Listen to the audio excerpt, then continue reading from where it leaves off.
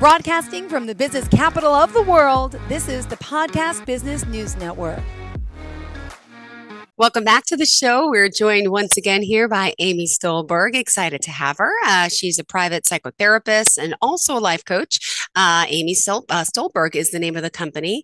And if you'd like to reach her, you can go to her website, amystolbergtherapy.com. How are you today? Good morning, Jill. I'm doing great. Thanks. How about you? I'm doing well. Fantastic. Here in New York, weather not so bad. How was yours? A little smoky from where I am upstate. It's coming down, I guess they said, another advisory, but we'll get through it, right? Yep. We did 2 weeks ago. So yeah, you're up near Lake Ontario, correct?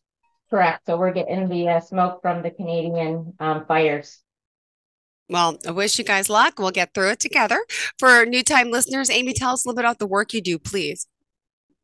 I am a psychotherapist of 30 years, also a life coach. I work with young adults and adults. Have worked with people anywhere from age 5 to 85 in a variety of settings. I am a single parent of 2 young adults and love what I do, love the people I work with, and I've learned just as much from them as they have learned from me. So I come here just to share a couple pearls of wisdom.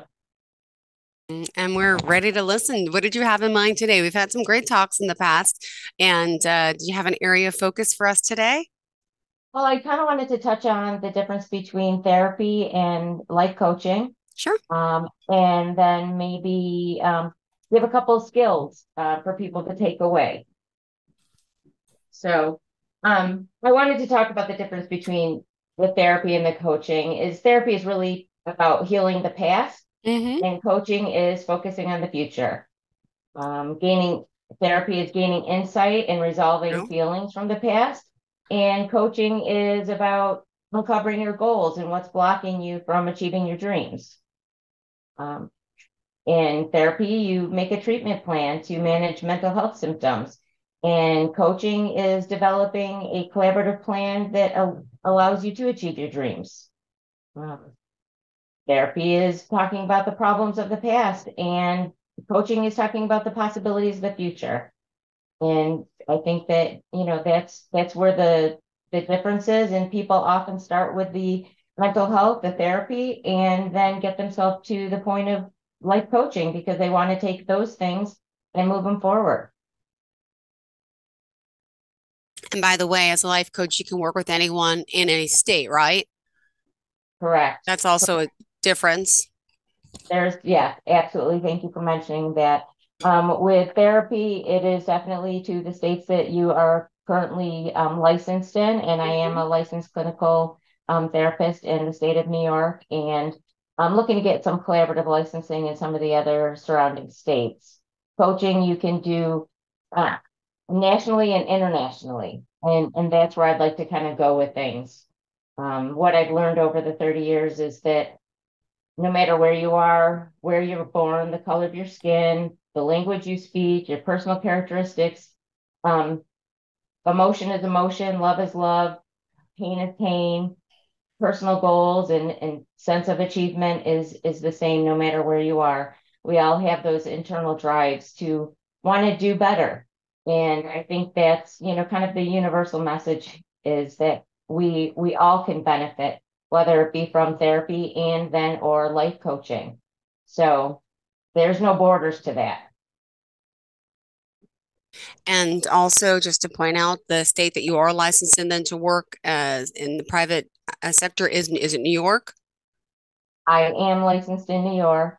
I am working on reciprocal licensing for other states that are outside of New York, so I can work with some of those people because a lot of my clients who lived in New York who've moved to other states would like to continue working with me for the continuity of their care. And that can't happen if you're doing therapy, if it's the mental health stuff, unless you're licensed in those states. So I am continuing to pursue the reciprocal licensing in those other states that will allow them. Got it. All right. Thank you. Good to know. Yeah, because that does get confusing. How do I, so if you're getting life coach, it's you're working on the future, you're not working on the past and the root cause of things, right? You're working strictly on moving forward. So how do you make that judgment what somebody needs when they come to you? I guess it depends on what they feel that they are coming for. I'll ask somebody what they want to get out of our time together. And if it's focused on, crisis at hand or past issues, then that's the therapy kind of stuff, digging down into what's causing some of um, the mental health crisis for them at the moment, what issues are coming up and severely impacting their current life as it is. If those are the deeper psychological issues, whether it be, family history, generational trauma, um, significant mental health stuff, then that's the therapy stuff. You have to stabilize those things before you can really look to further your future. I mean, we all think about the future. In fact, it's sometimes when people think too much about the future in an unhealthy way, that's where you get the anxiety. Um, People who spend too much time thinking about the past cause themselves depression. They think about all the things that they could have or should have done, and that, hurts them mentally and emotionally. People who spend too much time thinking about the future, all the what ifs, not the big goal stuff, but the what ifs. What if this happens? What if that happens? What if the sky falls? Hmm. Are causing themselves to kind of spiral mentally and emotionally, and that causes significant anxiety that can immobilize them so Yeah. that they can't even function at the moment. So, helping people kind of come into the moment, see where they are now, what's caused them to be where they are now. And if we need to dig in there, then we will. And when that's resolved, then moving it into their future. And for our listeners, let's just remind them, Amy Stolberg, you could be reached how? Amy Stolberg Therapy, amystolbergtherapy.com. Awesome. Thank you so much. And what else did you want to share with us today? Um, just that I focus on more of the holistic kind of approaches. There's all kinds of different therapists out there, all kinds of different therapies out there. And some people are very rigid to whatever specific therapy they were early trained in. Now, in my early training, you learn about all of them. Some people, some practitioners hold strongly onto one and they just say, I'm a this. And to be honest, a lot of my early supervisors didn't like the fact that from early on, I said that I'm eclectic.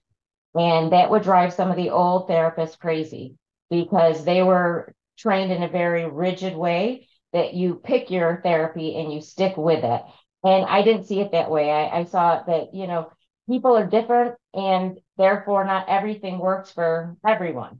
And not the same thing works for everyone. And you have to know what that client needs and work with that. So I'm very eclectic. I'll use what needs to be used. When I work with kids, I did a lot of play therapy or cognitive behavioral play therapy or trauma, cognitive based trauma therapy. As I work with, some of the adults who didn't want to do, let's say, play therapy. It was the cognitive behavioral therapy, the combination between thinking, feeling, and doing. And, for those people who really want to dig into their family history and maybe trauma, generational trauma that's been passed down. I work on more of the family-based treatments. So I am an eclectic therapist. I'm not going to claim to be one. Am I formalized trained in some, particular therapies? Yes, I am trained as a cognitive behavioral play therapy as well as cognitive behavioral therapy, as well as cognitive behavioral trauma therapist. I do have all the training. I use it as needed. My approach is very holistic, working on both the mental, the emotional, the psychological, bringing in other aspects of a person's life, and that might be physical, intellectual, social, spiritual. Moving into the coaching stuff, it's professional and personal, a little bit more focused on. So not just dealing with like some of the physical, the emotional stuff, but actually broadening up somebody's life to include different aspects of their life, which can add benefit to their current state. Thank you so much. All right. And by the way, if you are just tuning in, Amy's been doing this for quite a few years, right? She has amazing experience, and just it's important, new people tuning in. Just tell me a little bit about your background, if you don't mind, before we continue. I am one of five children born to two of the same parents who were young parents and didn't have the best of parenting, didn't have the best ability to teach themselves or their children the skills that they needed to survive in this world, not psychologically, not emotionally, not financially. I was one of those kids who moved around a lot in my childhood. So I was always the new kid, and I had to learn to fit in. And I know for a lot of people out there, the choices their parents made affected them. And some people very negatively, some people out of those negative experiences became very strong. I would say that, I've had my difficulties, but I've learned to take those emotional injuries and turn them into strengths, and move that forward. I from an early age could understand the discomfort that other people went through, and kind of fell into human service as a social worker. Have my bachelor's and my master's. I am a licensed clinical social worker and therapist of many years. So just fully using who I am, I say that, those things that are our weaknesses become our strengths. So your superpower can also be your kryptonite, but if you know how to harness your superpower, it can be an amazing thing. You try to learn the skills you need to not allow that superpower to become your kryptonite. Thank you so much. And, today is, well, before a holiday weekend, right? We have always a lot of angst, I think, and anxiety around holidays and expectations with seeing family, friends, and summer's here. Do people tend to be more calmer in the summer, or like, how does it in your field? What do you find? Like, is winter the most depressing and people need more help? That, like, what, yeah, could you share a little bit about that? Absolutely. People definitely get a little bit cranked up around the holidays. Holidays bring a lot of things for a lot of people, whether it be the family contact, bringing up, past emotional issues when you're with family. Family is a wonderful thing. A lot of people love to see their family come and visit, and a lot of people are happy to see their family go home. Yeah. And, the two times of the year that people have the most difficulty with their mental health is late fall into the winter, and then late spring before it actually becomes summer.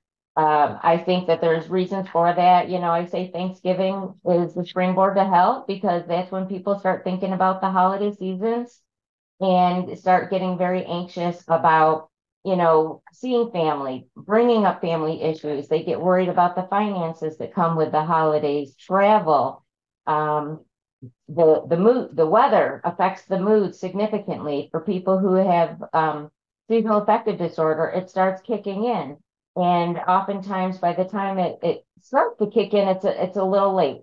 For those people who, let's say, take medications to combat seasonal affective disorder, I say get on it in the fall. Don't wait until winter is really here, because it'll take a couple months for it to really get up to level. Winter can be very difficult. People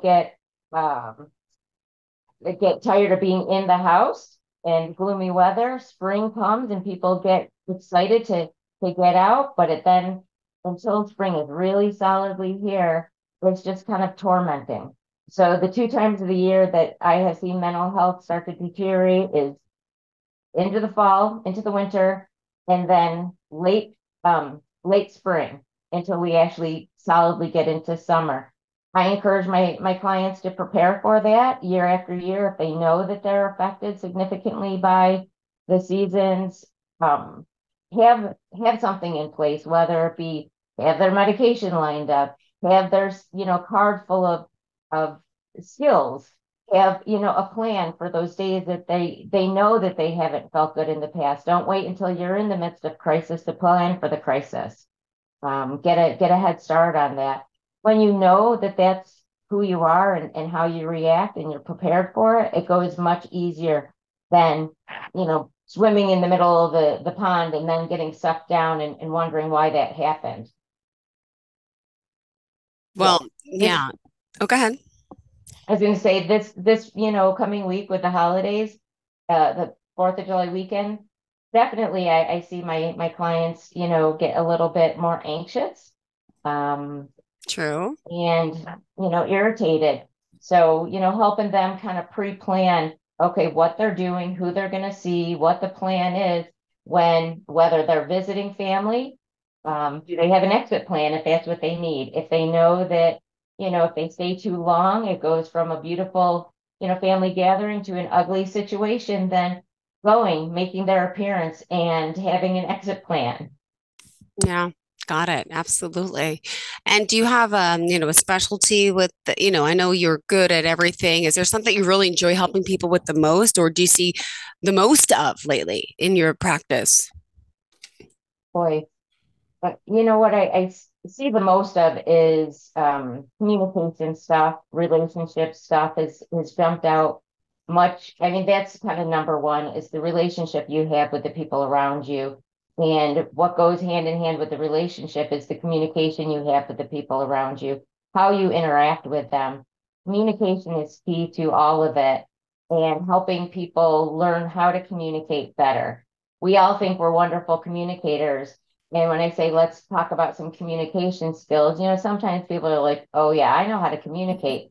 Well, if that were the case, then as many people wouldn't be in crisis or conflict with the people around them as they are.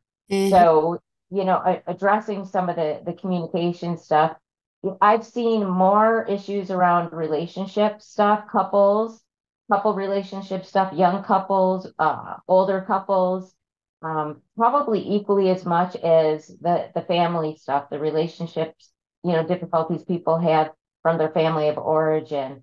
More and more, I see, um, the hot hot word is, narcissistic behavior. What's going on there? And I think that it's both one partner who's maybe a little self-serving and maybe another partner who doesn't see the red flags of what those behaviors are early on. Much more than I would have ever thought that I would have seen in my practice. So I see those dynamics. I also see a lot of codependency kind of stuff. I think with the number of and the problems that we're having with drug culture, I don't think people have really stopped to think about the impact that is having on the families of those people who are either drug dependent, um, uh, of one way or another. There are the partners, there are the children, not just the person who is using the drugs, but it's significantly affecting the other people in the family that are connected. And I think that we've only seen the tip of the iceberg when it comes to the kind of impact that is having um, the people, on the families. We focus on the person who's using the drugs or having drug issues, which is very important. But we can't be myopic and think that it's just that one person who's having the issue. It's a family issue. It is systemic. There are partners being affected and trying to hold it together. There are children being negatively affected. The things that the children are seeing that will then become them, that becomes their family trauma. And those kind of things that they are learning overtly and covertly are partners to, people who are utilizing drugs, who are, maybe trying to hold it all together and carry the burden. I've seen more issues around relationship stuff and the impact of drugs more than I ever thought I would. And single parents trying to hold it together for their children. because of the impact that drugs may have had on their family. It is an epidemic, and I think it's so much further reaching than people even realize. And I know you mentioned, there's a lot of pressure and anxiety from just our environment, people around us. And what about, on our younger generation and older at this point, the social media factor of everyone, the perception of everyone being so amazingly perfect and this and that. And it's like, wait, what? It makes us feel inferior at times. It makes us self-doubt and not be as confident as we should be. But that's a whole nother thing that's happening with our younger generations, right? The expectations of what we're supposed to be or how we're supposed to be, how we're supposed to look and dress. And that's mind boggling. I'm just, worried about these young adults, how they feel and what's going on in their mind. Something we didn't have as much peer pressure with growing up. I mean, you have commercials and, print ads that were retouched, but now it's just everywhere in their face 24/7. You're absolutely right. And that is another big one. I'm glad you mentioned that, because what I am seeing from a lot of my 20 and 30 somethings is a lot of isolation and loneliness. Now, you would think with social media and the ability to reach out and connect with people all over the world, that people would not feel that emptiness. But in fact, so many young people do. Now, social media and the internet is wonderful. It allows us to do this that we're doing right now. It allows people to get information and knowledge that they may never have had the opportunity to get. But, people who are inundated with those images of perfection of what they should be, is really damaging to our young people. And the socialization, it's so much easier for people to interact via a text message or video chat, because then they can turn it off and go back to themselves. I've got 20 somethings that wonderful young people that feel so isolated and lonely because they don't know where to go to meet people, because they don't know how to socialize with other people, because they have these images that they're not good enough, they're not perfect enough. And, I try to communicate to them, because I'm on this side of the screen, that it's not true, because I meet so many people on that side of the screen. I know that what people are seeing is that perfect image, that perfect family, that perfect whatever is not true, because all those semi-perfect people are coming to me to talk about what's really behind that perfect mask. And it's not perfect.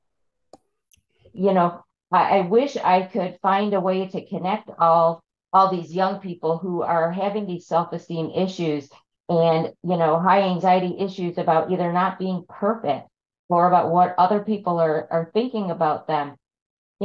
I believe that if I asked everybody who felt like they were sitting in a silo by themselves to walk out on their front porch at noon and look down the street, that what they would see is so many people also, standing on their porch looking down the street at noon, who also felt that they were alone in a silo by themselves. So many people feel it, and there just hasn't been a really great vehicle in which to break those barriers down again and bring people back together. I can encourage, social meetup groups, looking into community events that kind of touches on those other aspects, the holistic approach of, the physical stuff, the spiritual stuff, the social stuff, finding other ways to connect with people, and not necessarily the media where you're, going to look for your next best, partner. That's a whole nother topic, right? Yeah.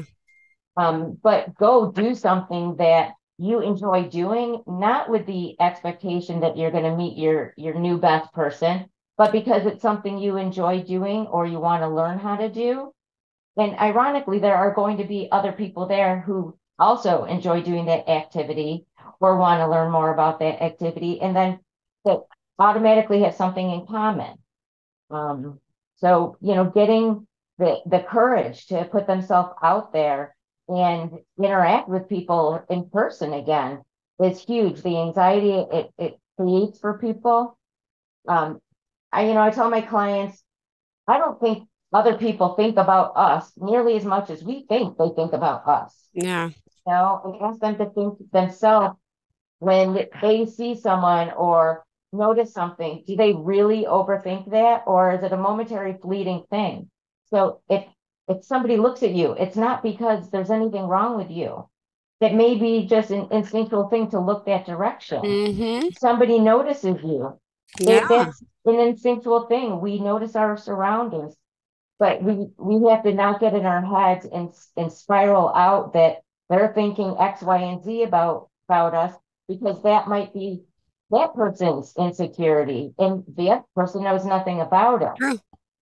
So, kind of not overthinking that kind of stuff, not spiraling out, but taking the risk, being brave enough to put themselves out there and interact with people. Yep. Because the perception that people have of other people is typically off the mark. Always is, to be honest. I think so. It's just what we do as humans, but we got to learn to stop. And unfortunately, we're just about out of time, Amy, for us today. Tell us how we can reach out to you and contact you. Thank you. AmyStolbergTherapy.com, AmyStolbergTherapy.com. Perfect. Thank you. And Amy, AmyStolberg therapy.com. Just want to make sure we have the correct spelling. Thank you so much for today. And again, beautiful purple. If you're not on the Zoomcast, she's got the purple butterfly flowers in the background, the glasses, the lipstick. She's on point today. I don't have any orange lipstick. Maybe next time. All right. Thank you so much, Amy. Have a fantastic day. Rest of your week. You too. Enjoy the holiday weekend as well. Bye-bye. Thank you. You too. Are you looking for even more of the podcasts and hosts that you love? The Podcast Business News Network is proud to announce that you now have even more ways to listen live. Check out the MyTuner Radio, online radio box, and Simple Radio apps on iOS and Android, or find us online. Search for Business News Network on mytuner-radio.com, or search Podcast Business News Network on streama.com and onlineradiobox.com/US. Take your podcast on the go and don't miss a minute of the action.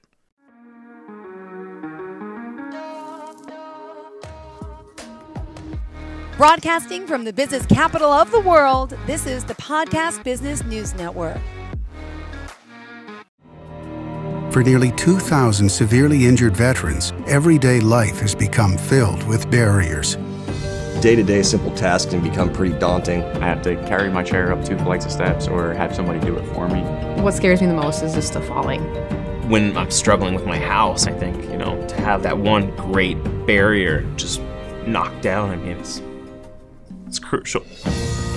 Home for Our Troops is a wonderful nonprofit that builds a mortgage-free, fully adaptive, handicap-accessible house. And there's no catch. It'll be our very first home that we've ever owned. This is a game changer. This is where your life begins again. We need you to join us in completing this important mission. Please visit hfotusa.org and help build homes and rebuild lives. Because of you, everything's going to be okay.